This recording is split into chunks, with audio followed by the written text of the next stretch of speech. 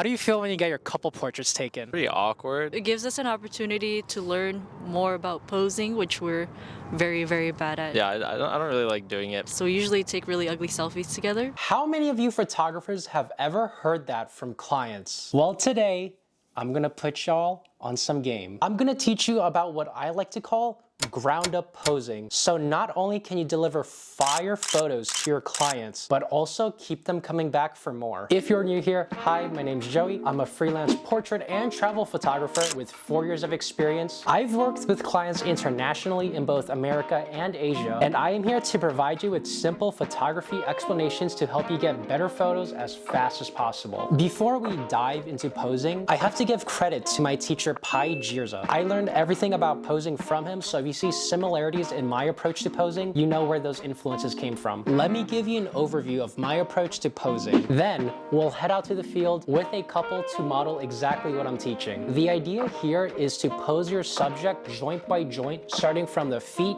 all the way to the head. Once you pose your subject, we can apply minimalist posing principles, which are the manipulation of some joints, not all, to create brand new poses for a low amount of work. Let me show you exactly what I'm talking about. I am out here in the field with my friends Paul and May. They are a real couple, and I have a GoPro attached to my head, so I look like a complete dumbass. And a dumbass I was. Guys, I looked through the GoPro footage, and you can't really see anything, so for the rest of this video, we're just gonna have to make do without it. Sorry about that, and I'll try to do better next time. I'm gonna be using Paul and May as a model to show you how I pose couples joint by joint, starting from the feet to the knees, to the waist and the hands, to their shoulders and their neck and their face. So we're gonna start off with the feet. Hey, yo! Generally speaking, we want to have the feet facing towards the other partner, or both feet will be angled towards each other. First, you're gonna have your couple start off standing shoulder to shoulder, side by side. And then the first instruction you'd want to give them is to have their feet angled towards each other, kind of like a wedge. So let's get into that. Now that we've got the feet positioned, you want to move up to the next joint, which would be the knees. Generally, you can keep them straight, but for girls especially, it's more flattering when you emphasize any curves. So for the girls, what I like to do with the outer knee, you can pop it out a little bit. So May, can you pop out the knee? Yep, and that's perfect. So that's perfect if you're wearing something long like this coat, or if she's in a dress. It'll add an extra sense of depth to her posing. Next, we're gonna look at the waist and the hands. For hands with guys, you can keep them outwards or keep them in the pocket. Generally, when I work with most male clients, they do like to keep their hands in the pockets. As for girls, 3 options I usually like to work with is either keep them out by the side or also in the pocket, or she can put her hand on his chest. The next joint we're gonna work on are the shoulders. You never want any of your models slouching. What I like to do is tell them, roll the shoulders back.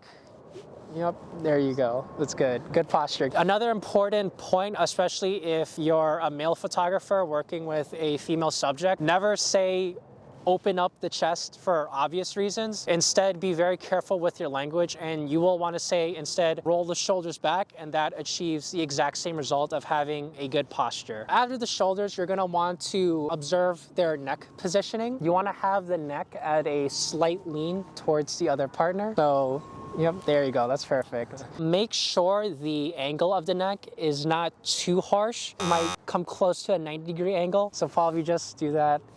Yeah, honestly, it works with them. But again, generally when the neck is like this, it's not very flattering for any of your subjects. So after the neck, now we're gonna be working with the face. And the face has many parts. You have the mouth, eyes, and eyebrows. And manipulating each of these things can create a different pose. So if I were to have Paul just looking off into the tree over there, and let's say, May, you just look at Paul and smile, and boom, you already have a pose right there just by manipulating those 2 items on the face. So after you've done all that, this is what I call the base pose. You can start off many poses exactly like this. If you look at a lot of portraits of celebrities, they will do this exact pose. From this base pose, you can actually make a lot of different poses without much work. May, let's get your outer hand, put it on Paul's chest, And let's say May, have your head like resting a bit on his shoulder. Yep. May look off towards like that tree over there. And Paul, let's have you looking at May. Yep, perfect.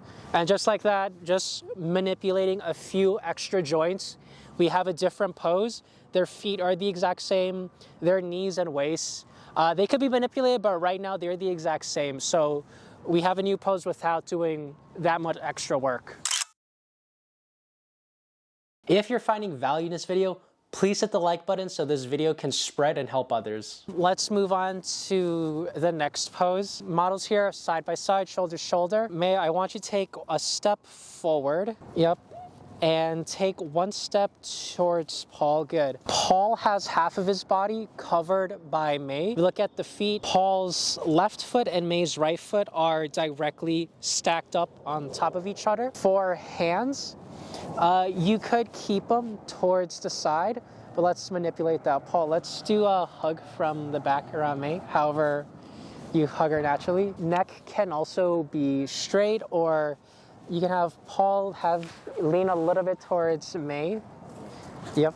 Forward? Yeah, a little bit forward towards me. And this is what I like to call a stacked pose, or you could also think of it as a back hug. I'm going to show you how we can manipulate just a few joints to give us different poses. Paul, let's just have you looking off into distance at the tree. And May, let's have your head, have you facing me, but have your head like leaning back towards Paul. Yep, that's good, that's good. Having Paul's eyes facing off a little bit and moving May's neck, we have essentially a new pose. So I'm going to show you another one. Let's see. Now I'm actually thinking.